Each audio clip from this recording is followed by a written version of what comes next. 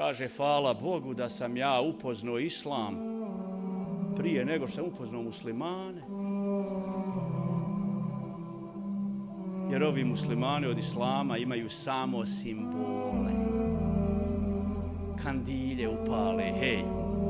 Kad ti vidiš to čudo od kandilja, od dna do vrha munare gori svjetlo. Od dna do vrha munare.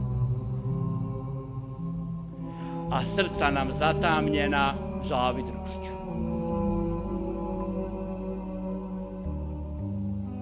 Mi to, braćo i sestre, to što ne živimo vjeru, mi to nadoknađujemo ovako, evo ovim večerima Kur'ana, ovim manifestacijama i mi ćemo sad večeras otići kući sretni. Baš nam je bilo lijepo. Zadovoljili smo se. I mora nam biti heftu. 15 dana. Niko neće klanjati više jedan rekat, niko neće otići obići bolesnika, niko neće otići pomoći komši ili komšinici, niko neće podijeliti marku sadake više. Hoće li se išta promijeniti posle večeras? Neće. Molim Allaha da nas pomogne. Amin.